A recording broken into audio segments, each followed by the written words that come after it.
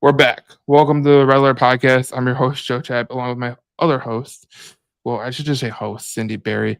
Now, Yeah, give me some cred, man. Cindy, we because of administration changes and the new person in the White House, you're not a DEI hire no more. I didn't know I was. Well, whenever we put the podcast together, it said, "Does a woman appear on this podcast?" And I said, "Yes, a woman appears on this podcast," and we're the only Red Wings podcast where a woman appears on the podcast, besides Danella Bruce, who works with the Red Wings. Well, she works with Tigers too, and she's Yeah. also from the Anchor Bay area, and so something's in the water up All the there. best women come from here because we're all hockey fans. Something's in the water up there. There's I know. hockey going there and all that jazz. But Yeah. it's a fun time right now with October because, Yeah. well, not if you're a Michigan State football fan, but if you're a Michigan football Oh, fan, stop. Did you if you're have to start it that way? but if you're a Lions fan, Tigers just forced Game 5, so we're good there. Yeah. The Red Wings start tomorrow against the Montreal Canadiens. Pistons be starting pretty soon. The Lions are obviously Michigan football. All the stuff is happening at once. So we're all good. But we are talking Red Wings hockey because, listen, I think me and you share a mutual bond in the game of hockey. You come from a different perspective than I, but that's what makes this podcast great. It's not because, usually it's people that are in the podcast, it's like an echo chamber. Like they all say the same stuff. So that's what it is. Yeah, no, that doesn't happen here. And the reason why we come from completely different perspectives is because you're coming from that young millennial, how Mm. y'all, you're not a typical millennial though, so I can't quite roast you the way I want to, but millennials got a different perspective than us Gen Xers, you see. And we grew up when life was actually hard, and you guys, grew up when, so, Everything and was we up to knew my fingers. we lived through the Dead Wings. Okay, Well, we yeah. knew what that was all about. You guys only read about it, right? Hmm. But I And think we went through a version of the Dead Wings recently, so it's all that's good. true. You know what? Sadly, that is true. But this is an all new beginning, Joe. As you can see, I am repping my man Mo today. I don't know if you guys can see that. 53. I've got my little rally scarf here. That I got at the game, one of the games last She season. she's So she's going all out, and I I'm think going this all is. out. I think you need to get the A on your sweater because if you didn't hear, Moritz Seider was named an alternate captain, and so was Lucas Raymond. And I said on the podcast page, I don't know if you've seen it, Cindy, you probably did, but I said, look, if there's anything that I don't want my captains to be like Andrew Kopp. Okay, I know Andrew Kopp's a good player, good veteran guy in the lineup, Yeah. Yeah. but he makes mistakes and he's not the guy that you count on. I want the guys that I count on, like Sider and Raymond, to be the alternate captains. And it's not because, they're just young kids that haven't earned it. I mean, Sider's obviously earned it. He's ranked the top 20 defenseman, depending on the publication you listen to. And then, Raymond, I think he hasn't even hit his ceiling yet. So that's why it's intriguing to see them get the alternates. And I always told people, we talked about this on the podcast last year, but I said, they needed a coaching change. Last year, I said that. I said, well, they needed a coaching change. Yep. They changed the coach around Christmas time. Happy Merry Christmas to me. I got to see, the big bald guy go away, and Todd McLennan came in. Now, I nicknamed him the Todd Father for two reasons, and two reasons only. He's got a very masculine voice, which, does carry weight, and he's got the salt and pepper hair. I don't, a lot of people talk about coaches. I envision coaches that have like a little bit of a salt and pepper look to them. Younger coaches, I don't know what it is. I think they kind of like get lost in the shuffle. But Todd McLennan's been around the league for a while, so I'm saying like, okay, he's gonna be a good thing for this Red Wings locker room, and he has because I showed this on a podcast before, but with Lalone, they were 13, 17, and 4, 30 points in 34 games, which is not good at all. And then you go to Todd McLennan, 26, 18, and 4, 56 points, 48 games, which is realistically pretty good. So I'm excited for the season for one reason only. I think that there's some young kids that are coming in the lineup. that has been announced just recently. The Red Wings have announced it, their opening night roster, and then I'm intrigued by the way this team is going to play because I think Todd McLennan is going to be the biggest boost for this team. That's my opinion. And when we get to the prediction segment, that's going to be fun to talk about because I don't know if you have the same prediction I have, but I think the Red Wings are really going to surprise some people this year, and I think it's all based on. I think they did get better in goaltending. I know you don't think they really got better in goaltending, but we'll talk about it. And I think they're going to be a really good team. So we'll get to all that. But first things first, I think we got to hit on because we haven't hit on it, and people have been asking us, "Oh, when are you guys going to bring back the podcast?" Well, here's what happened. Okay, Cindy is a very busy person. She works in a very stressful environment, so we had to relieve some stress. Second of all, I added some stress. Yes. A puppy and a baby. So we're rolling in deep. So this is Yeah. why we're doing it. And there is a new announcement. Obviously, if you are new to the podcast, we are going to be doing 2 days a week. If Cindy can't do it, then I will. And there is a YouTube page for the podcast, so you can go on YouTube. I know a lot of people like the YouTube and they like to do that, so we'll Yeah. leave it for the people. We'll put the link on the page, and then that'll be it. But we haven't talked about the Fedorov retirement jersey ceremony. Now, I remember a podcast way long ago. Many, many moons ago when we first started and we were just little baby podcasters. Yeah, we were just learning. We were just learning the business. Yeah. You said that Fedorov would get his jersey retired, and Yeah. I said, "Hmm." And then we heard rumblings because we hear rumblings sometimes, and we will tell you on the podcast what the rumblings are. But Yep. they finally announced the Sergei Fedorov jersey retirement ceremony, and Yeah. I don't know about your thoughts, but I have my own thoughts on this. I think it's far overdue, far overdue. But I think that Fedorov is one of the best players that probably that dynasty era. I mean, I hear what McCarty says about him. I hear what Eisman says about him. Draper says about him. I mean, the guy's got glowing reviews. And I gotta say this just out of spite. I love the latte Larrys that the Red Wings are pulling. The latte Larrys that the Red Wings Latte are pulling Larry's. because this is a spiteful jersey retirement. Because Yeah. if you remember what pissed Mike Ilitch off was when Sergei Fedorov got a contract offer from the Carolina Hurricanes, right? Mhm. And the Carolina Hurricanes were owned by Carmanos, and they're both two big millionaires in Michigan. So someone's got to swing their big stuff, and they got to figure out what's going on. But Yep. he tried to sign him to an offer sheet, and Mike Ilitch did not like that from Carmanos, so they stopped doing business together. But he's going to get his jersey retired on the night the Carolina Hurricanes come to LCA. I think it's fantastic. I think it's probably one of the funniest things I've ever seen in my entire life because if there is a game that you would retire his jersey with, I think it'd either be Anaheim or Columbus or Carolina. So either three of those, cool. I'm cool with it. Well, they certainly wanted to put an exclamation point on it, and they did.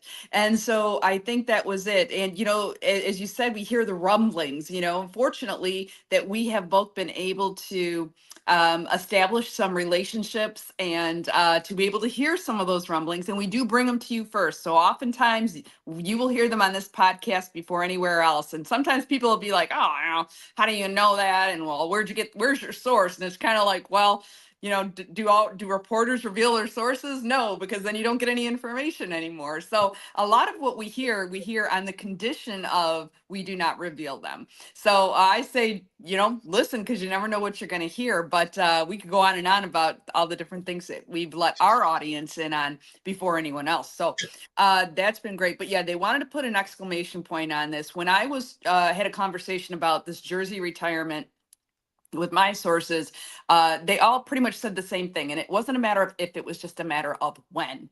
And it was a matter of that when was going to depend on a few different factors internally. And a lot of it was just kind of silliness, to be honest with you. A lot of it was the ego. A lot of it was all that kind of stuff that gets in the way of things that make sense. And this Jersey retirement makes all the sense in the world for the reasons that you've said. And the people that I've talked to, some of the people you've mentioned, and then there's just been some others that just say, look, the guy was untouchable. You have to understand, at that time, and we've got a lot of great talent comes since then. Maybe not in Detroit necessarily, but in the league, the Connor Bedards and all the Connors, right? The McDavids, the Bedards, all these amazing people. But Sergei Fedorov was really statistically and just pure raw talent, almost nearly untouchable during that era that he played.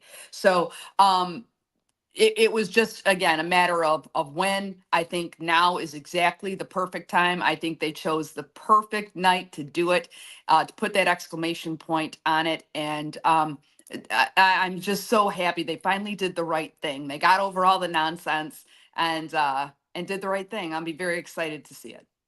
Well, I want to play for this because if people didn't see the hype video that went along with it, because I think it was probably one of the best thing that the Red Wings social media has ever put together. But when you look at this, like, this is fantastically done. But I'll play it right now.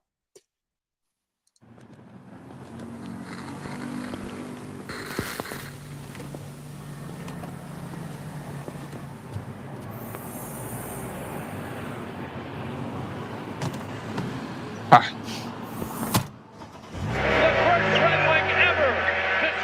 Three cups in there. In a single game.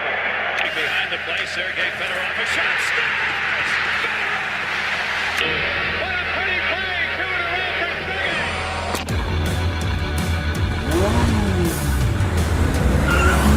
for What people are saying about retiring the number of Sergei Fedorov. You didn't hear his skates on the ice. He was just flying. You don't feel what I feel, so what? You can hear what I hear, so what? Stuck in a cage with everybody else. Let me out. Is number 91 hitting the Little Caesars Arena rafters next? You said tell me what's been on your mind. Do you really want to know how I feel? Everybody's losing their minds. I've been a trying for myself. So you get the gif. That's fantastically done. Now, Well, and speaking of that, saying it's fantastically done, the reason why that's so well done is because the Wings media department has added a lot of new, fresh, young talent, just like they're adding on the ice. And that's why you're seeing such a tremendous increase in the quality. And I think just the creativeness of a lot of what they're putting out. And it's good stuff. Yeah, they need to get the same creative mind for the Tigers, to be honest. But they follow the same logic as the Lions. The Lions have a social media department that is very spiteful because they will parade other podcasters and then use their bad takes against them in one of their TikToks. So it's fun to watch. But I thought that was well done by the Red Wings social media department. Like you said, they added young faces and creativity, and that's good because that was well done. It was the Corvette. Now, all we were missing was Anna Kournikova. That's all we were missing. That's all we were missing. I love the license plate. I love that they showed White Russian. White Russian. That was great. I thought that was fantastic. I love it. It was funny because good time. Every kid that grew up around the Fedorov era, I think they wanted a white pair of Nike skates. Now, I don't know if those kids got white pair of Nike skates because they were super, super expensive. Now, if you did, you were very, very lucky. But it was just, he had a pizzazz with them. And I think there's 3 players in Red Wings history that I could literally count on one hand, like 3 or 4 that I can count on one hand. Fedorov was just, he was a must watch, right? I thought as a defenseman, Nick Lidstrom was a must watch. Yep, for sure. And then the third person is the easiest person to name because he's going to get his name in the rafters pretty soon too. Pavel Datsyuk. Right. because he was a human highlight reel. Like he crossing over Logan Couture in San Jose where he made him look stupid. I was like, dude, this is insane. And then I remember they were doing a Red Wings weekly, and Trevor Thompson was trying to get the puck from Datsuk, and he was going like he was going probably 15%, and he's still keeping the puck away from Thompson. I just thought it was amazing. So those were the three best players that I loved watching, and I think that the Red Wings need that kind of player coming forward, and I think that they will be getting a player like that. We will talk about that later, but. Yeah. Look, this is the 100th year of the Detroit Red Wings, the season preview. This is a Red Alert season preview. Here's what I do say. Yzerman, over the course of, I think, the last couple months, has soured a little bit of people. And I think he's kind of going full force into this youth movement that they have going. And the reason I say youth movement in Detroit is because they added Emmett Fenny, who was a 7th-round pick. Now we know Zetterberg was a 7th-round pick for the Red Wings, and that turned out really well. And I was talking to someone who was talking about Emmett Fenny, and he's watched a lot of him, and he said that he could be a potential game breaker. Now, we were talking about this on the podcast like last year. I said Yzerman needs that 2nd, 3rd, 4th, 5th round pick to come to fruition and be that breakout player, because he did it in Tampa Bay with Braden Point and Nikita Kucherov. And Braden Point was like a 5th-round pick. Kucherov was a 2nd-round pick. I didn't expect a 7th-round pick. Now, I might be shocked, but whatever I hear from these people that watch Emmett Fenny, they say he's well beyond his years. And I watched him in the preseason. I was giving him a little bit of love. I was like, this kid's pretty good. And I watched him some more, and then I went back and watched the one where he put the puck through his legs and passed it over to Brancy Nygaard, who also made the team, MBN. Yeah. We can't put his name because his name is way too long. So we put his name in the graphic. We put his in the picture in the graphic. But I mean, I'm excited about the youth movement, and you know how I like Sandin Pellikka. I think he's going to be a friggin' star. They call him ASP, but he's going to be a star. I love it, Axel Sandin Pellikka, and I think this team is going to have a way. And I love that Yzerman didn't play favorites. You know, he could have kept Gustafsson on the team and Justin Hall. And if I had to see another year of Justin Hall, I would have lost my shit, because I don't think Justin Hall is that good. I think he's a nice player, nice guy. I hear he's a nice guy. I hear he's a really nice guy, but you're just not getting it done. You're not mean enough. You know, I need mean and tough. And I look at this 3rd line that they have, a 4th line. Look at that 4th line. Soderblom, Rasmussen, and Appleton. I think that line right there, man, that line right there is going to be an ass-kicking line. Not just physically, but they're going to put a lot of pressure on other teams, because Rasmussen's like 7'7". Soderblom's like 10'7". All right. A massive human being. And then Mason Appleton, he's basically a human bowling ball. So any team that has to go against that line, it's going to really take their wind out of them, because, I mean, you're talking about 2 tall guys that can possess the puck and everything. Not easy to contain. And you're talking about 2 of them on the ice at the same time with a human bowling ball and Mason Appleton. Good. I think that a lot of teams are going to really, that's the one that they're going to see, and they're going to be like, oh boy. Oh, yeah. Well, you know what? I got to tell you, when it comes to Justin Hall, I think when Steve Yzerman made that deal, it was a head scratcher for a lot of people. That we were always saying, like, are we missing something? Like, maybe Steve's seeing something we don't see. And I don't know what he was thinking there. I really don't. And I think a lot of other people were saying the same thing. One of the interesting things that I heard people saying was like, where did this Axel Sandin Pellikka guy come from? You know, nobody expected him to make the roster. And I was thinking to myself, well, if you've been listening to the Red Alert podcast for the last few years, you would know that Joe was talking about this guy. You've been a fan of ASP, I think 2 or 3 years. I mean, you've really had your eye on this kid. And so we had been talking about him for a while now. So it really wasn't a surprise to me. And I'm sure it wasn't a surprise to you either. I think one of the things that is great about these young guys coming up, first off, I think that Steve Yzerman, there's a couple things. One, I think that part of the reason why you didn't see a lot of holding on to these old allegiances or whatever goes on when they keep guys on the roster who probably should be set aside to go let some younger guys in, whatever dynamics are going on right there. I think that Todd McClellan put a stop to that. I really do. They needed somebody who would do that, and he did. And he basically said, "Look, it's coming to a point where people are losing patience, and this is a make or break." And even the New York Times called this a make or break kind of year for Steve Eiserman. And I think that to a certain extent that they could have been right. And so recognizing that, he said, all right, let's give these young guys a chance. I think he had a head coach who was on board with that idea. And I think that Steve knew he had to do something fast. He had to make the Iser plan a reality. And he did that by bringing all this fresh young blood.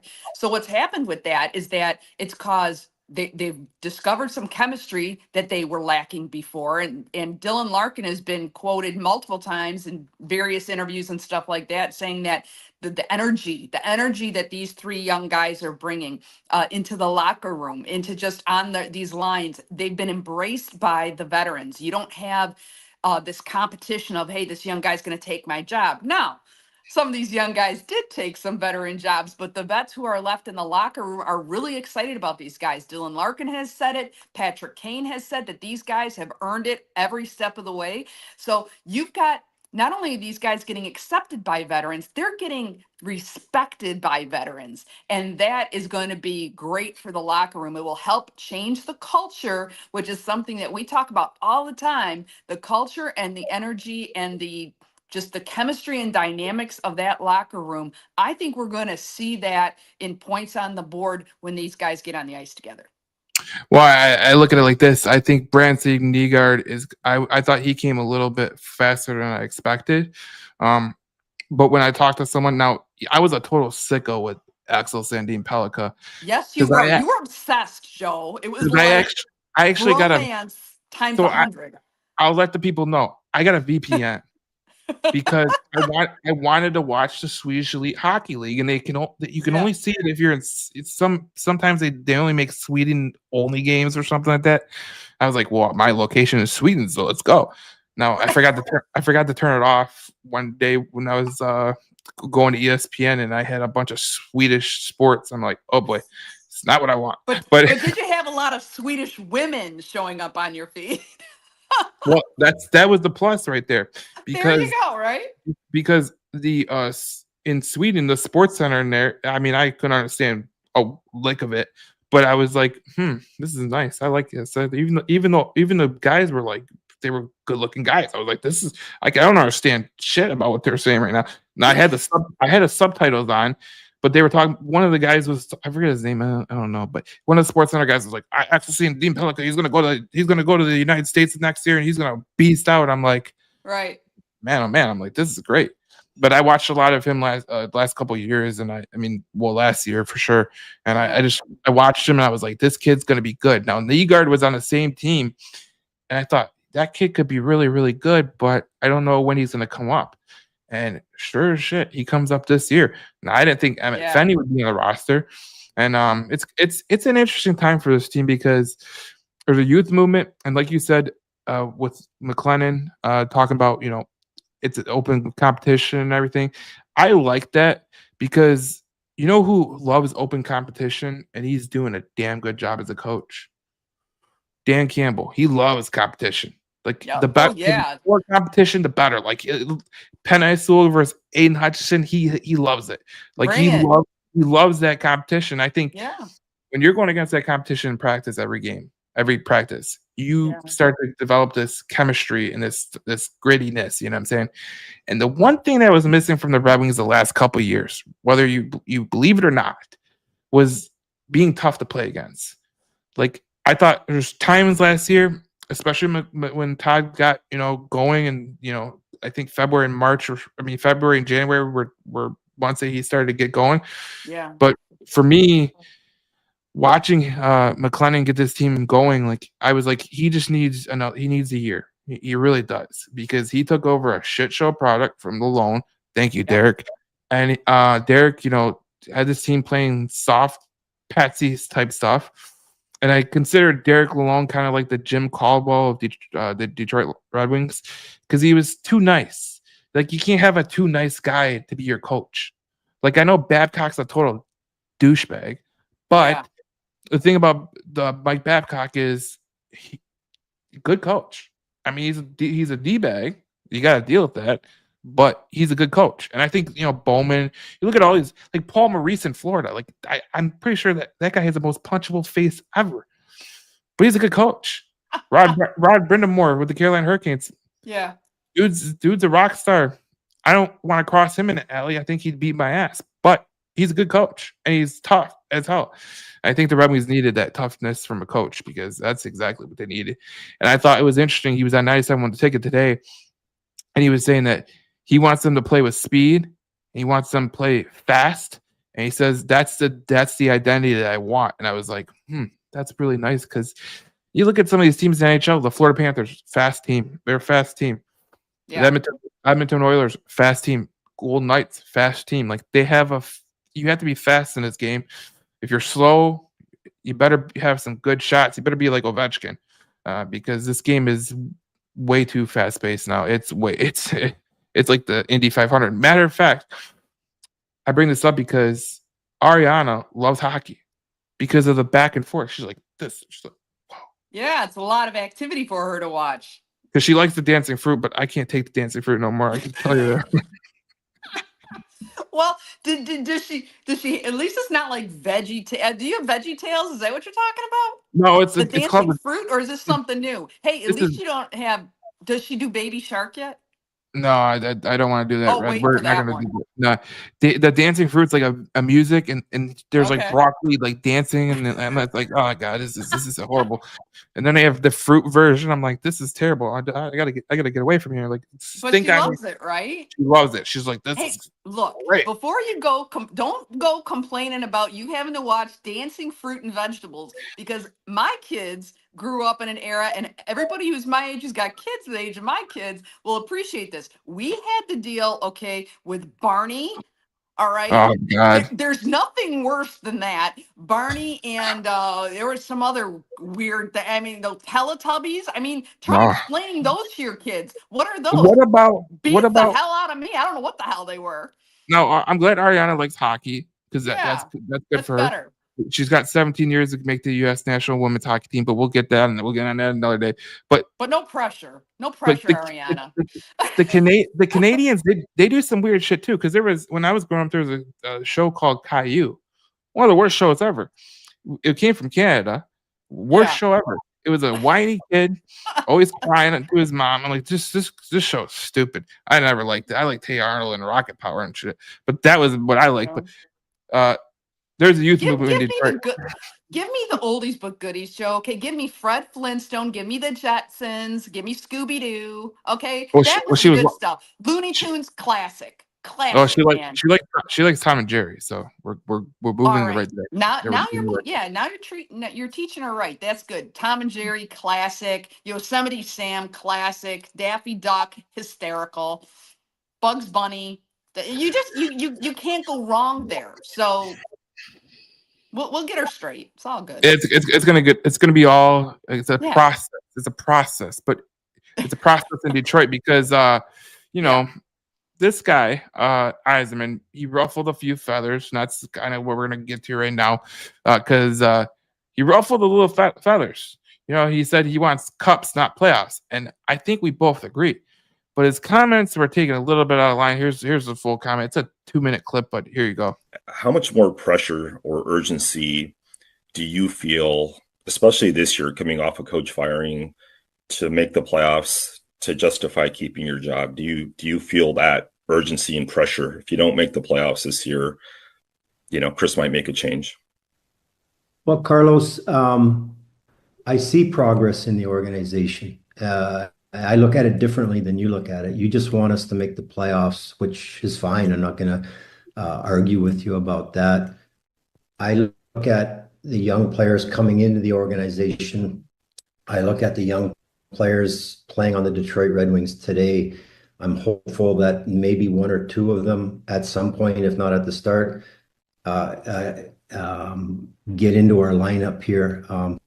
So at some point during the season, and we continue to build a young core that eventually is here for a long time and competes on a regular basis to make the playoffs. So that's what we're trying to do. Chris and I have spoken, and going back to when he hired me, that is going to take a long time, and we're going to be patient, and we're going to be, allow our young players to develop. We're going to rely heavily on the draft, and hopefully over time, these young players that we draft turn into NHL players. So how many years it's supposed to take? I don't know. Is it 4? Is it 5? Is it 10?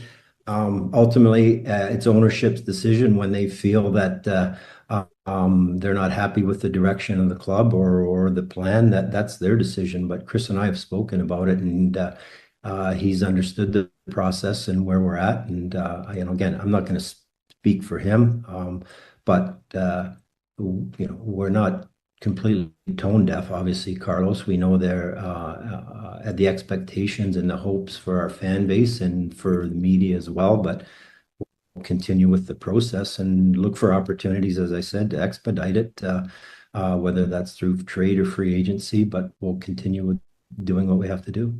And ultimately, my job is to do what's right for the organization, and I will continue to do that. So that was from Champaign Athletics, because they did that video. And they did a great job doing the subtitles and everything. But I look at it like this, Cindy. There's two things I take away from that. I agree with the process, because you don't want to expedite the process and then come into this shit show where the Oilers are. Okay, they had the best player in hockey, Connor McDavid, and they screwed the pooch a couple times because their cap is in a living hell. And what the problem with that is, like, you can go out and get players and you can go out and spend money. That's fine. But if you spend money on guys like Justin Hall or JT Compher or Andrew Kopp, like, I know those are the people that the fan base doesn't like, right? When you go to free agency, how often is it you see a really franchise changing player? You really don't. And if you do, they usually go to, like, Mitch Marner wanted to go to Vegas because his wife liked Vegas. Okay, that's fine. Nick Ehlers, he wanted to play in a southern market. You're not gonna win there. A warm weather market, you're not gonna win there. Okay, so you weren't getting Ehlers and you weren't getting Marner. So those two were out of the question. So you want to overpay for some marginal player, or you can give the young kids a shot. And my feeling is, we watched the Lions and we watched the Tigers and we watched the Pistons, and you watch sports enough. If you're a Detroit fan or you're not a Detroit fan, youth wins. Like, you have to draft and develop these kids. And if you don't draft and develop the kids, next thing you know, you're like the Oilers. And I know they made 2 straight Stanley Cups, but have they won a cup? No, because they haven't had the goaltender, and they didn't have the money to get the goaltender last year. So that's kind of like why you play this, like, little, okay, we don't want to spend a lot of money. And it's not because Chris Illich is cheap or anything like that. I mean, he can be cheap, but the reality of the situation is you don't want to overspend to have a marginal player just to hype up the fan base. Like, that doesn't make sense to me. Well, with all due respect to the captain, the goal, I understand his job and I understand his mission, and I get that. But at the same time, his job is to put butts in seats. His job is ultimately to produce a product that people are willing to buy, and that they're going to buy tickets, preferably season tickets. But they have to start putting butts in those seats. So you've got to give them a product that they're willing to watch. You got to give them a product that people can buy into. And when you draft players, or you're in this, I don't know if it's going to take 4 years, I don't know if it's going to take 10 years or whatever, the public's attention, and I can say this because I work with the public all the time, their attention span is very, very short. And they will come and go, and you need those people to loyally buy tickets. And the problem is that, in addition to not having an exciting team to watch until now, by the way, I think this is a totally different team. Totally Yes, different team. yes. But the mistakes that the Wings were making in that regard, in addition to that, they were doing things that were alienating their season ticket holders. And if you talk to Mhm. any of their longtime season ticket holders, they'll tell you. I know these are the people that are with you through thick and thin. You need to show them some love. And so, of course, the most love that you can show the fan base is icing a team that can win. Icing a team that even if they don't win cups, and I understand where he's coming from, but I will respectfully disagree. Look at Dan Campbell. Now, Dan Campbell's attitude and his mindset is we're playing for the Super Bowl. That's what we're doing. We're not even looking to anything else. Everything else is just in the way. We just got to get through all that to get to the Super Bowl. Has he made the Super Bowl yet? No. But that's not the point. He has built such an incredible, helped to build an incredible fan base. They already had a great fan base, okay, that had been long suffering, as you know. But now all the new fans they've brought in, just because they haven't even made it to a Super Bowl, much less won one, but yet they're selling more. You can't touch a Detroit Lions ticket for less than $200-300, and you're in the Yep, bleeders. yep. So the thing is that when they talk about building an organization, building a business, building a team, building excitement, it doesn't you don't have to necessarily win cups to do that. I think just making the playoffs on a consistent basis is going to accomplish the same goal. And I'm gonna say that I think, shoot for the moon, you're gonna land in the stars somewhere. So there's no problem with having that goal of our goal is to win the Stanley Cup every year. But at the same time, some of these decisions you make, you've got to at least make yourself competitive. So you got something that the fan base can buy into. And quite frankly, just like the Lions were had a long suffering fan base. At this point, the Red Wings have a long suffering fan base because we got so used to making the playoffs for a decade, now going in a decade-long drought. Decades. It is time. It is time. So I think Steve recognizes that, regardless of what he said. And he might have been spinning a little bit to try to spin out of that question or whatever. But I think he's recognized now's the time. It is a do or die season. The good news is that for the first time, I think we are seeing a completely different team. We are seeing year 2 of the Todd father, and I expect to see something very similar to year 2 of Dan Campbell. Yeah, That's my expectation, just based on what I see so far and what I'm hearing. The level of excitement in the locker room for what is happening with a lot of these new guys making the roster, and with some of the depth they've brought in. This is what I'm seeing in this team, Joe, that I haven't seen in at least 5 years that we've really been doing this. We finally got some depth. We've kept saying we needed depth. You're right. We're going to talk about goaltending. I'm not sold on Gibson just yet. I have some reservations about that. But what I don't have reservations about, or what I can say is a legit change in the right direction, is the level of excitement I'm seeing out of the locker room and the amount of depth that we have not had. So mm, those are 2 game changers there. And if we can nail the goaltending, Joe, I think we've got a serious contender. And I'm not being a hometown, fan kind of thing. I'm saying legitimately, you look at it objectively and you've got stacked talent. When was the I th- last time you can say we've seen that? I think they're going to be a problem in the East, and especially in the Atlantic. And I look at Florida, and I go, okay, Florida has Barkov with an injury. That's a huge injury. That Yeah. really is. You can't lose a player like that and continue to go on, because over the course of a season, you're going to have more injuries. You know what I'm saying? It's kind Yeah. of like the same thing what happened to the Lions with Hutch. Like, he got hurt, and then next thing you know, more injuries happen, and you can only take so much. Like, every team has depth, right? The greatest teams have depth. But That's right. but when you go so far into the depth, sometimes you don't have enough depth. Like, you just don't, to compete for a Stanley Cup or a Super Bowl or NBA championship, World Series, whatever the case may be. And so for me, I agree with what you're trying to say. Like, and there's people in the comments. There's one guy that says, and we're gonna get to the comments pretty soon. But one guy says, Those guys you mentioned were signed to fill gaps for a few years while kids developed and more kids got drafted. Why does everyone with the microphone and internet think they are experts on a subject? Steve has forgotten more hockey than you could ever know. Okay, let me just explain this to you, Dennis. Okay, no one's saying we know more hockey than Steve Yzerman. What we are trying to say is we're talking about the situation where he said progress on playoffs, and I agree with his sentiment. Cindy doesn't, but Cindy comes from a business angle because she was a former business owner, and she comes from a business angle of selling tickets. Now we know in hockey, in sports, money drives the product. So how do you drive the product? I think you were right, Cindy, about what you were saying about the season ticket holders being a little bit mad and upset for a variety of different reasons.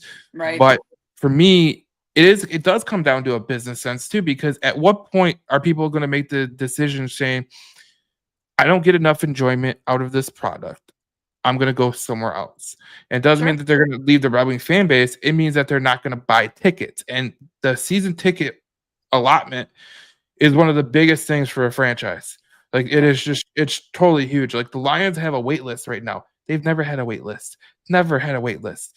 The Pistons, when they were good, they had a wait list too. Red Wings, that when you want to get to the point where you have a wait list, that's what City's bringing up. And these young kids could be the start of something great, and I think they could. But I love the team that it's built, because if you look at the team right now, like I showed it before, but you look at Finney, Larkin, Raymond, I like that line right there. I like Kane, Casper, and DeBrincat. I think you can't break those guys up. I think Casper's going to have a big year, by the way. That second line is the bomb. It really is. I think Casper is going to have a huge year. I think he's going to have a big year. Did you look at the third line comp for MBN? I think that's pretty has a little bit of upside. Soderblom, Rasmussen, Appleton, we already went through that. I think they're trees. I think they're going to be tough to play against. And if you don't play them the right way, you're going to get wore down. I think that fourth line is the key, because when you talk about hockey, you talk about the best teams wear down teams with their third and fourth line. That's just the way it goes. And the Florida Panthers do it the best. So do the Carolina Hurricanes, but for some reason last year their fourth line was dreadful. They couldn't even put the puck in the net. But I look at that and I go, okay, that's good. I think they have a really good shot, but I'm gonna look at the defense more. Sherratt and Seider, I'm not a big fan of that, but Evans and ASP, I like that. But I think the guy that's gonna have a big year, in my opinion, is Albert Johansson.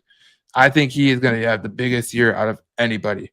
I think by the end of the year, people will be talking about Johansson, and he's gonna be on Seider's line as a pair, because he's going to do that good. I think Johansson or Evanson is going to jolt up the rankings, and that's going to make a stronger defense. So I'm excited about this team in the way, like the depth that you said, and it's going to be important to have the depth. Like that's just the most important part. So to Dennis in the comments, look, I don't know how to say this any nicer, but we don't know more than Steve. But not many people do. No, no one does. Well, there's not a lot of people that really do. But not about hockey, right? But when you're talking about filling gaps, like I understand that, but at the same time, like I think people in the fan base as fans are frustrated with the timing, and we went over a podcast ago how it does take time to get to a point where you can start putting in young kids and all that. Like we were talking about 8-10 years, and Kenny Holland said that a long time ago. But that's just where we're at. Like this, you have to get traction. And I don't think in the 100th year of the Detroit Red Wings, I don't think Chris Ilitch and I don't think Steve Yzerman want to have that stain on their record that they did not make the playoffs in their 100th year. And I'm going to go back to what Dylan Larkin put out there. Now, you remember at the trade deadline, they did not make a trade. This is what he said about the trade deadline. You got to come up with wins, and I think especially in March, it was hard. That we didn't do anything, and then I felt the group kind of we didn't gain any momentum from the trade deadline, and so that's all you need to hear right there. They didn't feel momentum from the trade deadline. Now, I like this for one reason. I have one reason only. Only one person can say that, and it's Larkin.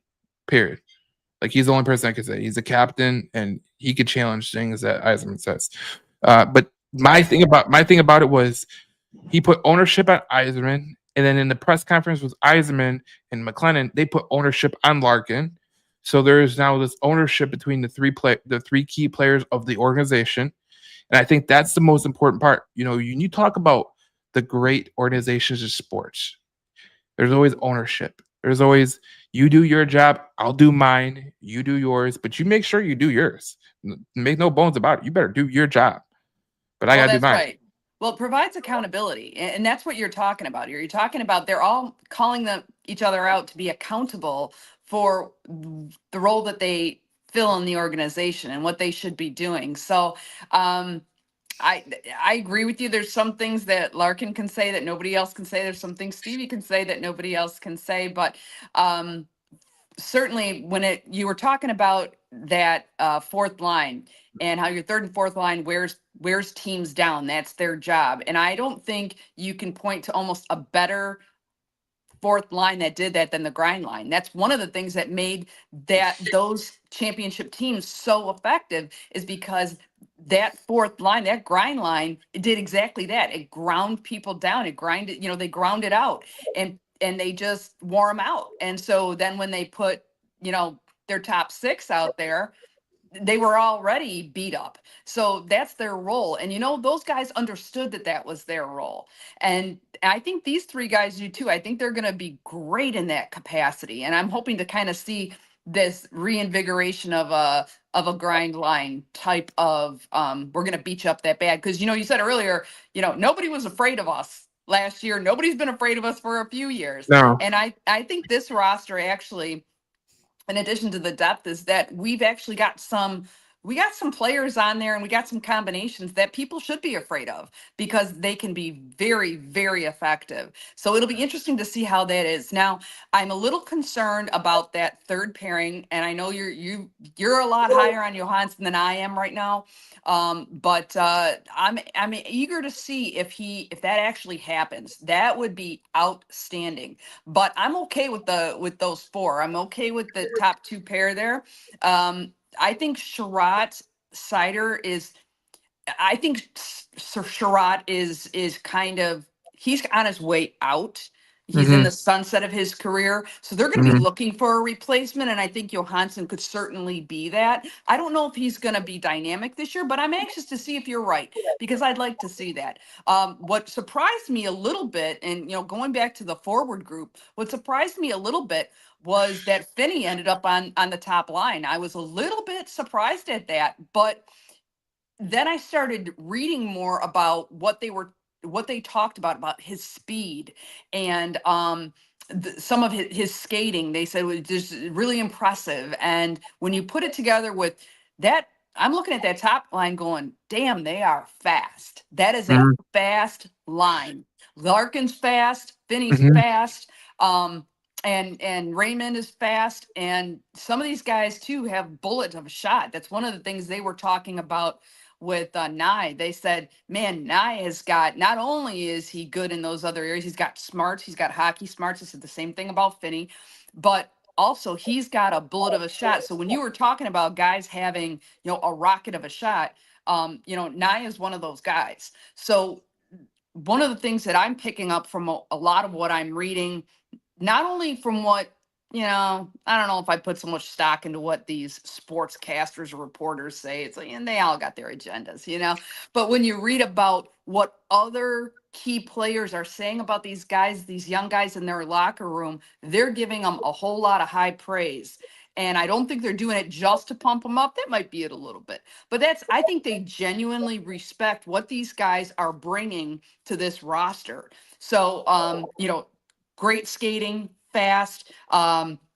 When they talk about ASP, they talk about, his puck handling skills are great. And I'll tell you have put it up yet, but if you look at their power play units now with some of these additions, and as well as their PK, I think we're going to see improvement in some of those special teams that we knew we needed last year. That's the other thing that these guys bring too. And I thought it was interesting because in the off season, I was listening to a podcast, and it was a podcast with a Spittin' Chicklets, and they were talking to a guy, and he was like, they were talking about the Red Wings, and they were saying, the Red Wings, they could be so good, but they're just easy to play against because once you get past that first or second line and you get to the third and fourth line, you can wear them down. And that's exactly what they said. And that's exactly true. That's literally what it is. So you're looking to be tough, and you got to be better on the penalty kill, because if you allow the penalty kill to kill you, it will kill you. But it's just interesting because, the best preseason performers of the preseason, look at that: Larkin, Nygaard, Raymond, and Finney. So you three of the best performers in the preseason were Red Wings. I mean, four. I almost said three, but four. So, When was the last time that happened, Joe? Can you remember? No, I can't remember where there was this much hype over a guy like Nygaard and Finney and all that. But you expect Larkin to be good, but you don't expect like a rookie to play. And there's a couple rookies, Nygaard and Finney, and then Lucas Raymond and Larkin were good, best of the preseason too. So I like what they're doing. And then I was talking to someone because we usually do that, but I was prepping for the podcast, and I got an interesting report about Nygaard. So I was talking to this guy, and I was like, "Look, I know you watch a lot of Swedish Hockey League more than I do, because I don't watch a lot of Swedish. I just watch Axel Sandin and Pellikka, but he watched all the games of Nygaard and Pellikka because he's a fan of that team. Yeah, and he's a scout he's a scout in the NHL. But he said this about Nygaard. He says, Branty Nygaard brings a rare blend of speed, power, and precision. His shot, pure NHL, heavy, accurate, and lethal from anywhere in the zone. His shot is elite. Think about a young Adrian Kempe with shades of Gabriel Landeskog, strong on his skates, on his edges, relentless on the forecheck, and built for playoff hockey. Even in one of the top Europe's pro leagues, he's finding ways to contribute offensively, to drive contact, to demand respect from opponents. Insert him into a wing system, and you get a winger who can finish from the perimeter, crash net, and bring a hard-nosed edge every night.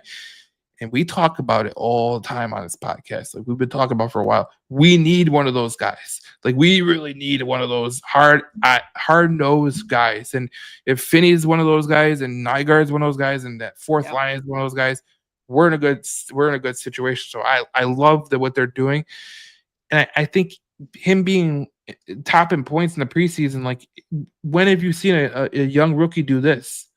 Like it's very rare you see a rookie do what he's doing. I mean, these were the top. I mean, look at these guys that he's along with. These are some of the best, better players in the NHL. Wyatt Johnson, Tage Thompson, Josh Norris, so Michigan native, Morgan Frost, who's Calgary. He was with the Flyers last year, and then Hendrix Leperrier, who turned it on last year. You got those guys, and he's up there. So I'm interested with Nygaard. I think he's going to be a really good player for this team. And I think that this finally we have something to be excited about. I think there's a lot of fans in the fan base. They want this, these players that don't exist out there, and that's what I was trying to tell Dennis earlier. Like we're not telling them to go get Mitch Marner, okay? We're not telling them to go get this guy. We're just telling them that you got to make the team better a little bit. So I like where they're heading. I think Nygaard is going to be a huge piece to this puzzle, and every publication you read, from the Athletic to the New York Times to Sports Illustrated to Sportsnet, from Canada, TSN, or whatever the hell you get your hockey coverage, they all say the same thing about the Red Wings. They cannot put their hand on what they're going to do because there's so many variables of things that can change. The coaching could change a lot. The young players, who knows what you got in Finney? Who knows what you got in Nygaard? Who knows what Casper does in year two? I mean, let's be honest. Like, do we really know? No. And that's the fun part about this team right now is the unknown. Yeah. Because I thought it's kind of similar to the Lions a couple years ago. They had unknown in Derek Barnes. They had unknown in St. Brown. And you remember those podcasts that you were on the podcast. I thought I love that. I love that St. Brown guy and that Derek Barnes guy. And but they were unknowns. Like they were virtually unknowns, and you didn't know what you were going to get. Well, St. Brown is one of the best wide receivers in the NFL, and that's kind of the thing that you're looking at. Like, can this guy take a jump up to the next step? Right? Can he be the next? Just be better than the guy he replaced. That's the key. Well, and that's it. And I see the same parallels. And one of the things about Nygaard that I really like, he reminds me of one of my favorite guys, my number 53, Moritz Seider. He's like the forward equivalent of Moritz Seider. He's got that same kind of energy. He's got that same kind of drive, that same kind of ambition. I think he's one of those guys that he wants to be one of the best. I mean, it's just unequivocal with him. And he's been playing with real men in a real league. And so I think his transition to the NHL will not be as significant as it would be for kids who are coming up not playing in that league. I think that it's going to make his transition to NHL intensity easier. It's still going to take him some time. It's still going to take these kids time to adjust. And Seider said the same thing. They're going to be nervous. It's going to take them time to adjust to the speed and intensity of the NHL. But if they've already been playing with grown men in a serious league, in a professional league, they're going to make that transition easier. So Nyer's got that advantage. And I think that that's going to play very well for the Red Wings. The other thing that you've mentioned a couple of times, and I don't think it can be understated, and that is the significance of the coaching change. The significance of that coaching change. I mean, you can have some of the best players in the world, and if your coach sucks, and if your coach is not on the same page with everybody else, it doesn't matter. It doesn't matter. The coaching is critical. And one of the things that Dylan Larkin said, and I'm so bummed last several years I was at training camp so I could get kind of that first look every year. I didn't make it this year, sadly, and it's 30 minutes from my house. It's ridiculous. Maybe I was just looking for a reason to go up north all the time. I don't know. But I didn't see it this year. But here's what I read about it. What Dylan Larkin said is that training camp this year was different than any training camp he had been at. And one of the things he said that was so different was the amount of scrimmaging that they did as opposed to drills. And I can tell you for sure, and he didn't say as opposed to drills, but I can tell you because I've been there and I've watched it. And I see them taking these skilled professionals who are really, really good, and they don't need to practice drills. And you can tell they're getting frustrated. And I know for a fact because I was told by some of these sources that they were getting aggravated in years past, not this year, about why do they have us doing drills? Like, they're not opposed to doing it. They're not like prima donnas that are like, hey, I'm too good. I'm, Mr. So-and-so, so I shouldn't be doing drills. But they're like, this is a waste. This is a waste of our time here together. We should be figuring out how to play together. And instead of doing all this baby stuff.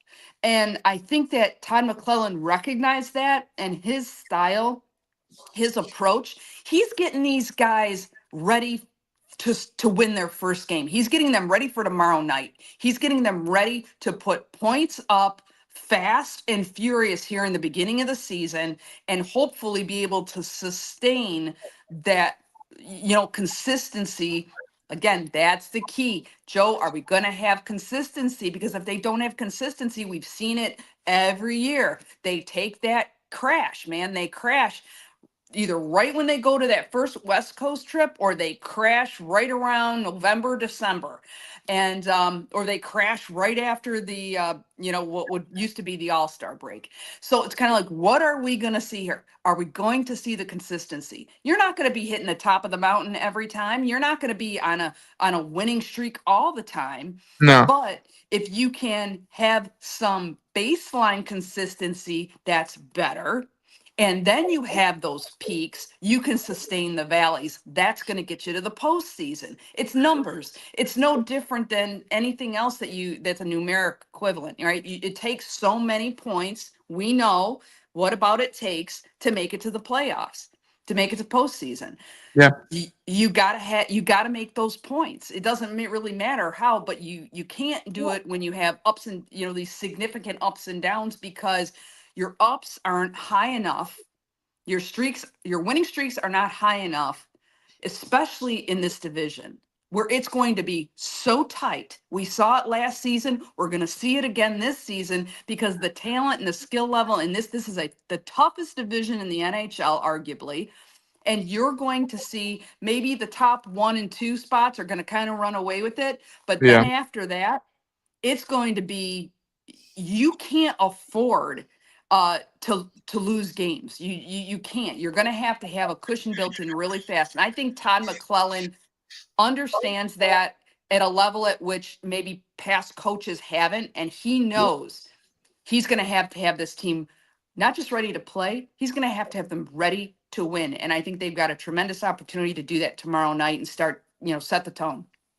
Yeah, well, I look at it like this, and we talked about it on last couple of years of podcasts, but with Derek Long, why there was always October was good. November, December is where they crashed. And I told you, I said, like, I added up, and we were at 300 winning percentage in November, and then it went to a 400 winning percentage in December, and then they had the March collapse. So you're 3 months of the year, you're collapsing, you're playing under 500 hockey. I could tell you where you're going to go. You're not going to be playoffs, because if you have that inconsistency in your game, you're not going to make the playoffs. And going back to your point about the scrimmaging and everything, you always want to go back. You always want to go against the best, right?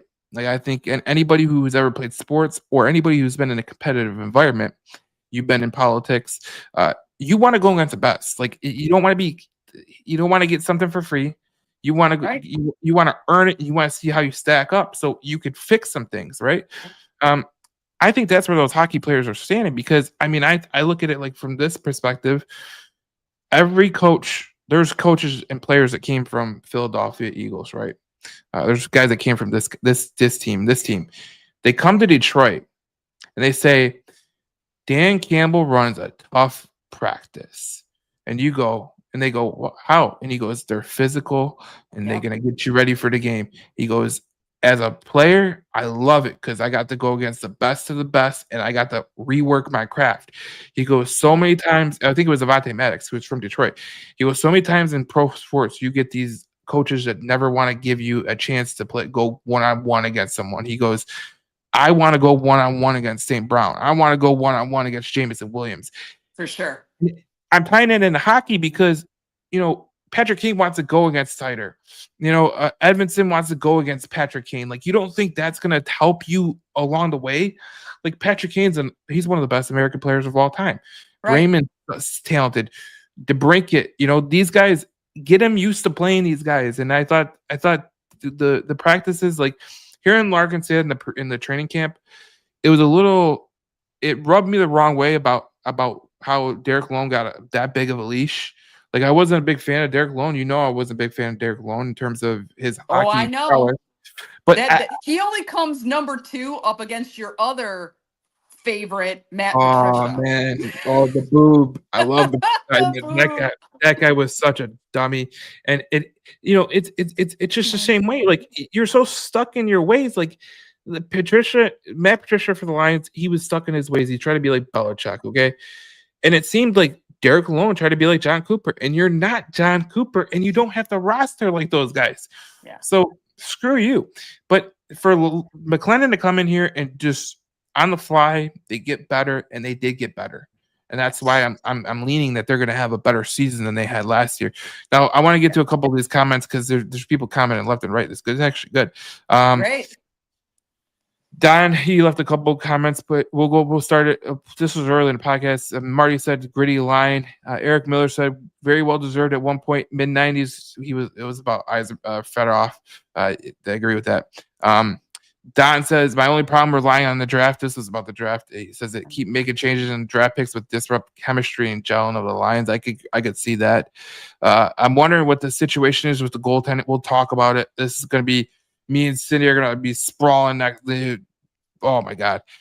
It's going to be terrible. Going to be a slugfest when we start talking about this goaltender situation. Someone said, I agree with you, Cindy. My frustration is not because they are not winning cups. It's because they aren't even winning in the regular season. I think Don is the fan.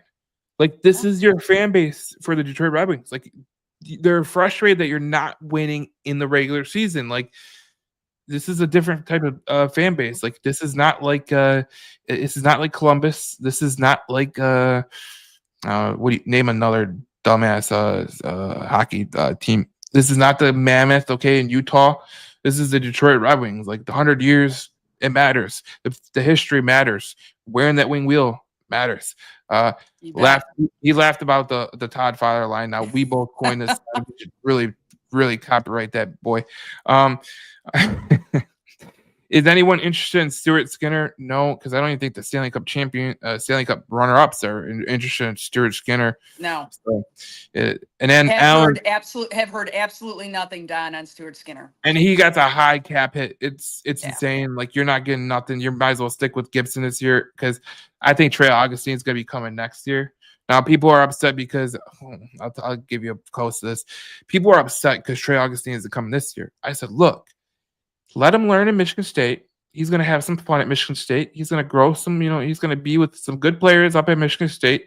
Yeah. Go win a natty. He's won a lot of things. I think that'd be great. But Augustine, he's looking like he's better than Kosa. That's my opinion. And I never thought I'd hear you say that, because you were a huge Kosa fan. Yeah, but I watched this Augustine kid, and I watched him in the World Juniors, and he won a gold medal. And I was like, man, this kid's he's got something different, man. He's not the stereotypical tall goaltender like some of these NHL teams like. Like, they like the 6'6" goaltender, like on stilts, where he's like king. But yeah, right. Augustine kind of, what he reminds me of? I'm gonna be completely honest with you. He reminds me of a more athletic, more fast Chris Osgood. Really? Yes. He's a smaller goalie in terms of, like, a lot of the NHL goalies want to be like 6'6", 6'5", 6'4". Yeah. He's a smaller goalie, but he plays big. He plays big in the net. And if you watch Michigan State, just go watch Michigan State. They're going to be playing. They're playing this weekend too. But college hockey is starting. Go watch Michigan State. And if you live near East Lansing, go get a ticket, because they got some good players up at Michigan State. That Porter Malone kid is really good. But if you try to get tickets to that Michigan State Penn State game that they're going to have, that's going to be a great game with Gab McKenna that's coming from Penn State.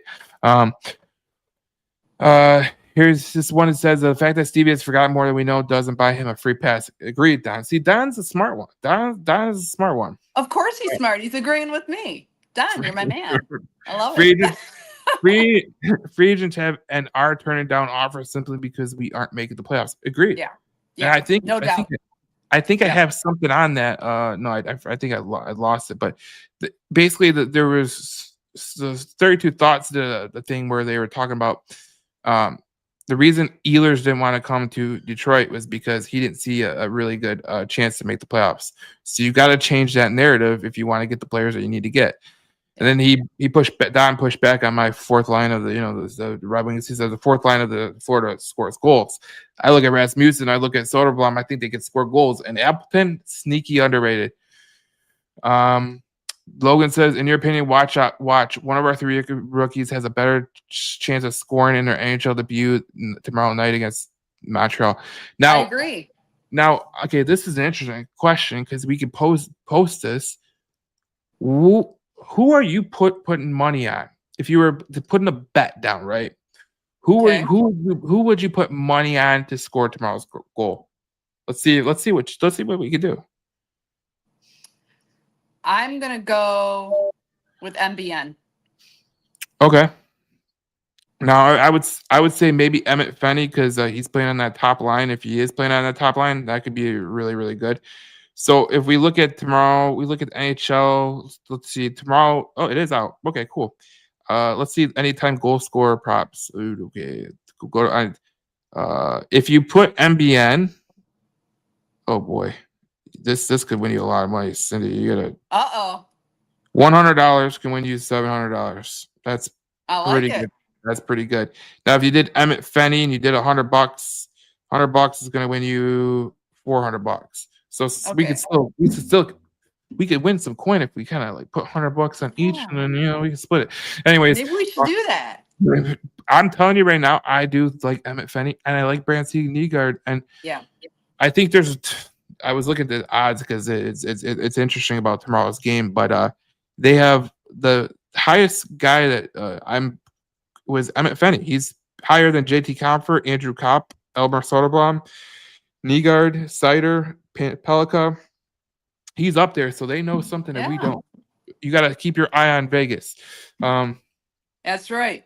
Don says the the Western Conference is stacked. And speaking of tomorrow, I think the Red Wings are favored. Yes, they are favored at -130. So that's pretty good. They like that. Alan says the kids made the open right roster could make or break the team with a full go. Todd should give the edge to 3-4 seed. I can agree with that. Logan says, I'll be at the game tomorrow. I can't wait to see the new center ice logo and what with the New Jersey. It's going to be sweet. Now, I do like that New Jersey. Did you see that?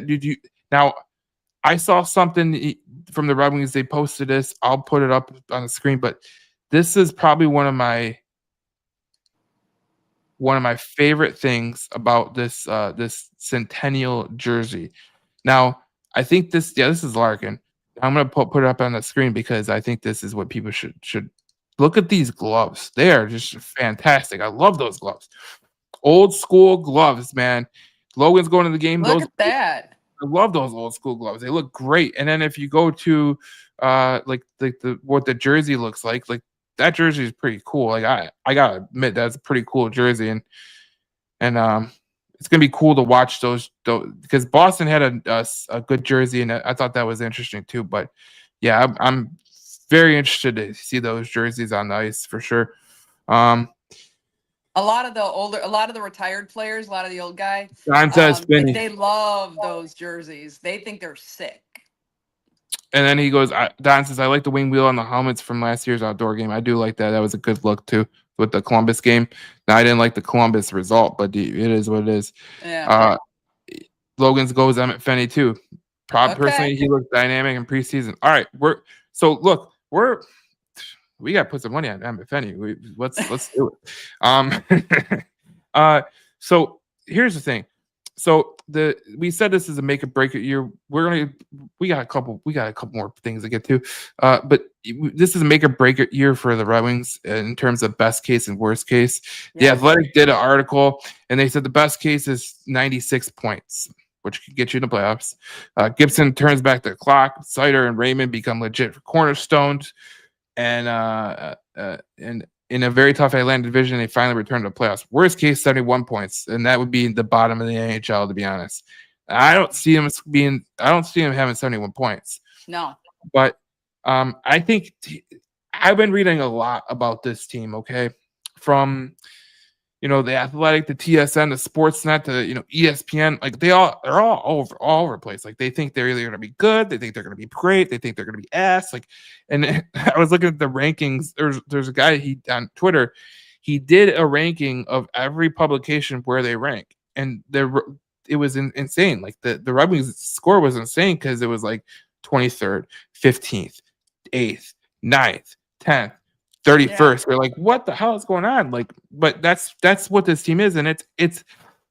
I think my best case, in my opinion, is where they do make the playoffs and this is the second seed in the division. I think that's the best case, and for that to happen, you're gonna have to have someone step up, whether it's Casper, whether it's Nygaard, whether it's Emmett Fenny, or maybe a guy like Soderblom blossoms, or maybe it's a guy like Johansson, like I said, or maybe it's Evanson that takes a step up. You don't know. Or maybe Gibson does turn back the clock. I mean, whatever, we'll see. But I think the best case is them being high, second or third in the division. I think the worst case is they miss the playoffs again. I think that's the worst case scenario. Like them being in the bottom of the division would be a total train wreck, and I think that you would see changes really coming.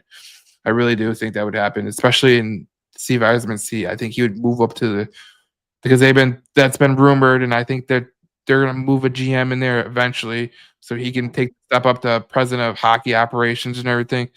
But someone's going to take that GM seat, and I don't think Stevie Y wants to move to that seat as I don't think he's ready to give it up yet. No, I don't think he wants to give it up. I think he wants to make the playoffs and then move into that seat.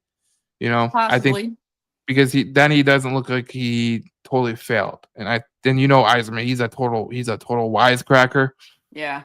He doesn't want to leave the stain that he failed. So even if he went to the president of hockey operations, so people would still be like, oh, he failed, blah, blah, blah. And then the next GM would come up, take over and use his players. and go to a cup final or something, and he would still look good, but people would still look at that GM and be like, I don't know, man. I think he struggled. But yeah, I look at this, and we were talking about John Gibson, and the trade was interesting because, he 29 games last year, 277 goals against, save percentage of 911. And you look at the goals saved above expected. The guy we gave up, Mrazek, fourth worst in the NHL, and John Gibson was 13th best. Now, here's the issue. Oh, that was a full trade. They got a second round pick and a fourth round pick. And that's not the case. Here's the issue with Gibson, and I'll lay this out here for you, and I'll lay the grenade, and we could just Go ahead, Joe. Let it go, um. man. So the problem with Gibson is he has to stay healthy. I think that's the most important thing. And this is not going to be good. Because I don't want to rely on Jack Campbell because I don't think Costa's ready. And I think Cam Talbot is an older goalie, so you can't have him play a majority of the games. So Jack Campbell will be up at some point because eventually one of the goaltenders is going to get hurt. But if Costa is ready, maybe he sees time up here. But Gibson has to work because we've talked about it forever, Cindy, on this podcast. Goaltending has not been good enough for the Red Wings. It just has not been good enough. And Alex Lyon was ass last year. What was it? A couple years ago, James Reimer, and then the year before, I forget who. It was so bad, I want to forget it. It was just a parade of mediocre at best goalies. That's what you're talking And we were about. parading them out there, and it was like one would get hot, and then one would get cold, and then both of them would get cold at the same time. But I like John Gibson as a goaltender. I think he's going to be really good, but he has to stay healthy. Like, that's the most important thing. And if he can stay healthy, maybe you get a good return on it. But man, tying yourself to John Gibson. Now, this is interesting because goaltending is a need in the NHL. Okay, we saw the Stanley Cup runner-up. They need goaltending in Edmonton, and for God's sake, they went to Utah's backup as their goaltender. So it tells you how bad goaltending is in the NHL when the Stanley Cup runner-up is going to the Utah Mammoths backup. Okay, Right. I'm sorry. I mean, I like the kid that they got, Yeah. but he's no great shakes either. Like, come on, like this is. I mean, even okay, look at the God dang, look at the Maple Leafs. Okay, they don't got a great goaltender. I think the Florida Panthers have the best goaltender in the division, but you look at like the Maple Leafs. Okay, I don't think they have a great goaltender. The Lightning, they obviously have a good goaltender. Vasilevsky's a star. Yeah. Buffalo, no. Montreal, no. Ottawa. I mean, if you could say the guy that they have from Boston that we wanted, you could say he's pretty good, but is he top 10 goaltender in NHL? No. So, I mean, I look around the NHL and there's such a need for goaltending. Like, the teams that have the good goaltending, they're keeping on it because they're like, we ain't losing this guy, because if we lose this guy, who are we replacing him with? Like, that's just the reality. So I look around the NHL and there's not many Hellebucks or Shesterkins or anything like that. There's a bunch of guys, and that's why you got to be so good in front of those guys. So whoever is the goaltender, they got to be better in the penalty kill, and they got to be better in the defense, because you look around the league, like, unless Costa comes up and he dominates, or Augustine comes up next year and dominates, they're going to need defenders in front of them to be pretty good, because that's how you win in the NHL. You look around the NHL, there's, like I said, not many good goaltenders. Well, Joe, you took the words right out of my mouth. That was very unsanitary of you. but you did. And that's exactly what I was going to say. Here's where I'm worried, and it's in net for that reason. So we talked about all the depth that we've gotten together in the rest of the roster, but where we don't have depth is in goaltending. And if Gibson doesn't stay healthy, we don't have a reliable backup. This is not an Osgood Hasek situation. Okay, it's not a Vernon Osgood situation. It's not. And I'm worried about that, because should John Gibson get hurt, if he gets out, what are we going to do then? And when he gets hurt, that's the other thing. Hopefully he doesn't. However, I just don't feel comfortable that we have. First off, I'm not sure how John Gibson's going to do. Generally speaking, I have not heard how he's gelling. I haven't heard too much about that. I've heard a lot about the forward group. There's a lot of excitement there. I have not heard anything bad about Gibson, but I haven't heard anything like, hey, yeah, the guy's fitting right in and, he gets the culture and all that. And maybe he does. I don't know. And I just haven't heard it. So I'm not sure if he's going to be, a square peg in a round hole situation, or if he's going to meld right in, he's going to gel, everything's going to be fine. And then if that's the case, fantastic. But let's hope to God he doesn't get hurt. So, so that is my primary concern. Also, in the fact that we really don't have another a real reliable backup. Cam Talbot is capable, but is he going to be able to be what we need him to be at any given point in the season? I haven't seen that yet. So I've got some concerns there for sure. Yeah, I think John Gibson, this is going to be an interesting year for him because if he can stay healthy, that's good. But they need someone to step up and go, and they need the defense to be good in front of them, especially the penalty kill. Like that's the major one. Yep. They're not good on the penalty kill last year, and that was one of their bugaboos. I mean, you had totally ass teams scoring power play goals. Like when you get to a point where the Utah Mammoth, because I like the Mammoth, they almost made the playoffs, but they scored 4 power play goals against you in March. Like that's not good enough. Like you'll lose a game every time, being that bad on the penalty kill. So I think it's going to be interesting. You're going to get a good glimpse of John Gibson in game 1 because he is going to be starting. So I think the best case for them is, Gibson does good. I think the worst case is if the bottom does fall out, it's going to be in the goaltending. It is. Yep. The goaltending has to be better. It cannot be any worse than it was. I mean, God forbid if it's anything worse than it was, we're going to be in a world of hurt. But well, then just forget about it. You can forget about postseason. It's not going to happen.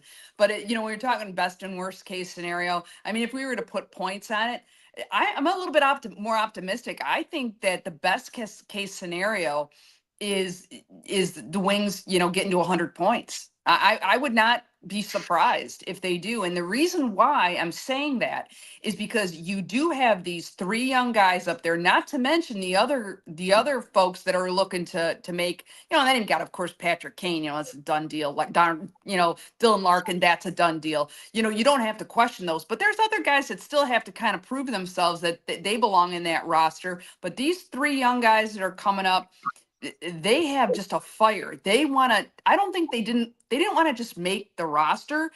They want to make a statement. And I think that all of them have that mindset. You know what I'm saying? They're going to be very aggressive. They're going to want to get their hands on the puck. They're going to want to get it in net any chance they get. So I think we have a real shot at hitting 100 points, which would probably put us right where you were talking about, Joe, which is, second position. So that's what I'm looking at. Worst case scenario, I'm way on the over of the 71. I think that's very pessimistic. I think there's just too much talent and too much desire.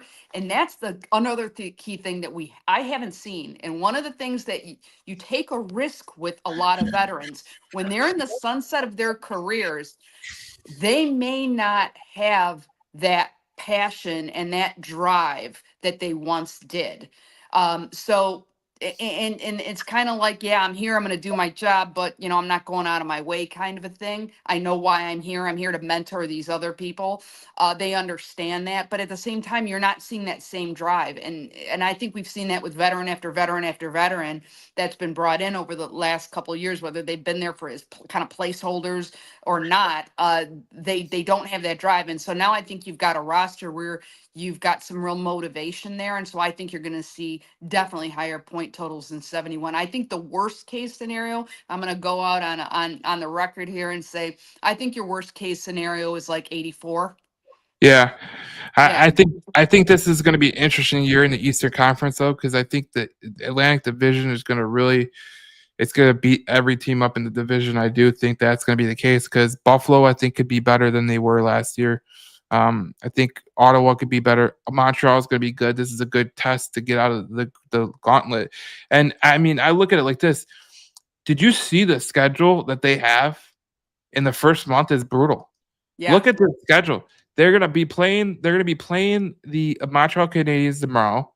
They play Toronto on Saturday. Good game, 2 original Yep. 6 teams. You go to Toronto on Monday at 4:00. So it's a 4:00 game. That's a wild one. 7:00 against the Florida Panthers on Wednesday. Then you'll play the Tampa Bay.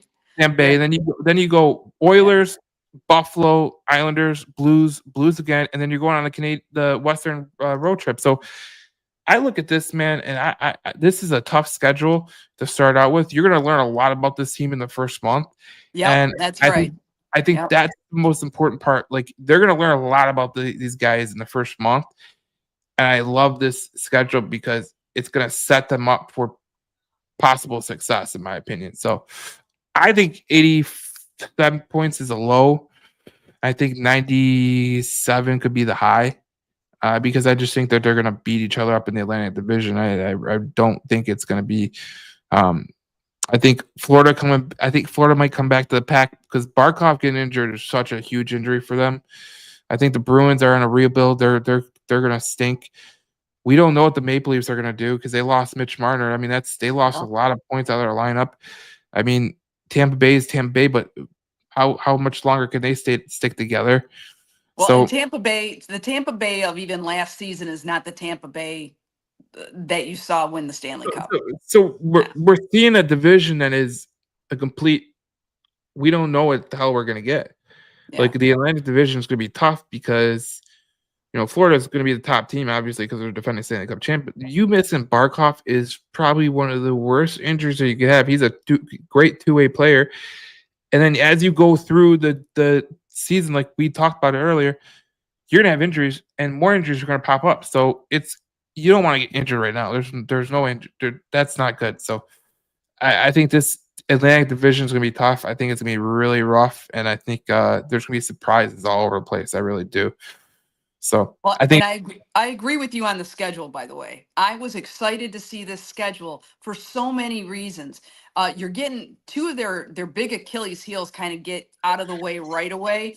You are going to learn a lot about them because it's going to test them. And I think, again, God bless the Todd father, because I think he sees this too. And he's like, I got to have these guys ready to go. They have to be contenders right out of the gate. And if they can prove to themselves that they are contenders right out of the gate, going up against some of the toughest competition that they're going to see, plus being challenged with that West Coast road trip, which is always difficult. And if they can be successful within the first month up against what their schedule is presenting to them, that is going to build a tremendous amount of confidence that can carry them through some of the most difficult parts of their season historically, which has been like your November, December decline. So I think that this sets them up beautifully. I think any other team would look at this schedule and say, oh shit. They would be like, oh man, not good news. But for the Detroit Red Wings, I think this is very good news. I think it will allow them also, because of the level of competition that they're going to be facing here in the first month, it's going to allow Todd McClellan to recognize the changes that are going to have to be made earlier, the better. So I think it is only going to make this team better and give them a better chance of making the postseason than any other scenario that could possibly come up with them in terms of the schedule. So I was really excited to see it too. Yeah. Yeah, and they haven't announced a starter for Montreal, so Logan was asking about that. It could be Sam Montable, or it could be Dubes. I love that name, Dubes. But either one, they had sub 3 goals against, so it's going to be a good game tomorrow. Don says your 100 points is a bit high, and I looked at the standings last year. The Red Wings had 86 points, so they were 14 away from 100. Could they make a 14-point adjustment? Perhaps. But even the Florida Panthers didn't have 100 points; they had 98. So that's what I'm talking. That's the issue. But Maple Leafs had 100 points; they had 115 or something, and then the Lightning had 102 last year. So again, this is all fruition, but we're getting to the last part of the podcast because we we went a little long on the season preview, but it's good for you guys. But what do you expect out of this team this year, Cindy? And then I'll give mine, and then we'll give our prediction if they're gonna make the playoffs or not. Yeah, I expect higher point totals than we've seen in the last 5 years. And maybe John's right. Maybe we won't see 100, but I'm optimistic. So, but I think Joe said his high was 97. So, I expect higher point totals than we've ever seen before. I think we can expect to see, I think the whole tone of the team is going to be much different than we've seen in the past. I think you're going to see a lot more aggressive play. I know we had moments of it, and whenever you do see kind of that killer instinct, people get excited because they're like, yeah, that's us. That's who we are. And I believe that the Red Wings, for the first time since probably the good old days, I think you're going to see them develop an identity, and that's what they've been missing. And you're going to see players that are going to buy in and rally around that identity. And so I think that's going to translate into higher points that we've seen before. Those are some of the key things I'm expecting to see that have been different from past. Yeah, I'm expecting a little bit the same in terms of what they've been able to do. First of all, I expect Todd Father and Todd McLennan to really get this team and really make it his own. That's what I expect. And I think a team that's under him will be a good team. I think that they're going to be a lot stronger. I think they'll be tougher to play against.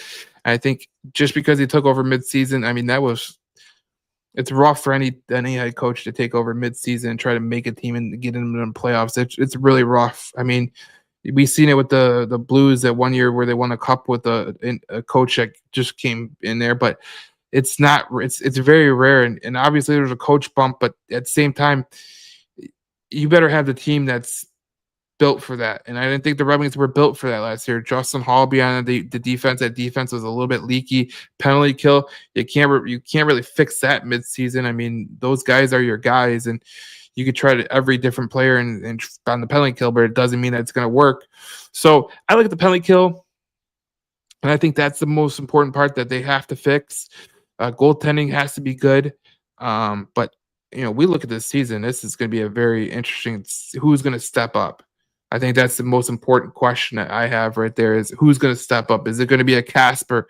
Is it going to be a Lucas Raymond that makes the next step, or Seider, Edvinsson, or Johansson, or whoever the case may be? Someone's going to step up, and we're not really privy to that information because they haven't played yet. So it's going to be interesting to see who that guy is. It could be Nygaard, or it could be Finney, or it could be Nate Danielson that's not on the roster. You don't know. This is a very, very weird situation. Like, I think other teams that are doing season previews around the league are going, okay, we know that if you're doing a Florida Panthers podcast, you're like, well, we got Kachuk. Okay, cool. They got some good guys, Reinhardt, Bennett. Okay, cool. But it's just you get to this point of the year, and especially like Montreal and Detroit and Buffalo, like there's unknowns that they don't know. Like, you really don't know about those teams, and they can go one or two ways, either really good or really bad. So that's the way I look at that. And I think Toronto is the same way, because they're like, we lost a lot of production in our lineup, and we have to replace that.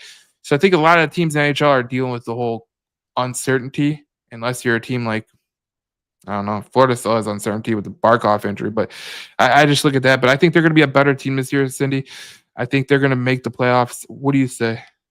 I think they're going to make. I think they're going to make the playoffs, and I'll make another prediction here and go on the record for this. I think that one of these rookies. I don't know if it's one of these three, but I think we are going to see one of our rookies take home a trophy this year, just like Mo Seider did. I don't know which one it's going to be. I don't know who's going to end up where, but I think we're going to end up with some trophy players. It sucks Certainly that. one. It sucks that Casper is not eligible for the Calder because he's not a rookie no more, technically. Right. I know. But I do see someone making that change. So it'll be interesting to see they're what definitely going to make the finals, and I think you're going to see, to your point, when you say someone's going to step up, I think we're going to see more than someone stepping up. I think you're going to see contributions from more than just one. Significant contributions. It would be nice to have two people in the like if you got five votes for a top of the Calder, that could be interesting, but that's what it is. But Logan said Logan says last season he came in midway. He had a bad team to start, but now he has a full season. Obviously, yeah, exactly. He says, "Can you go over tomorrow's lineup if you didn't already?" So tomorrow's lineup, I have what they did in practice, but we don't know the lineups tomorrow. But this is how they lined up in practice: Finney, Larkin. They don't know who the third pair is going to be. It could be Gustafsson, it could be JBD, John Docker, Hamnick, or Johansson. I think Johansson will get in there, but it'll be interesting to see what they do. The goaltender is going to be Mr. Gibson. So there's a lot of things that are going to be changed during the game, but I think that's going to be interesting. But this is going to be an interesting year, Cindy, and we'll break it down throughout the year. Thank you guys for watching. We'll post our predictions on the page, and we'll see you guys in the next podcast with more Detroit Red Wings hockey here on the Red Alert Podcast. See you then.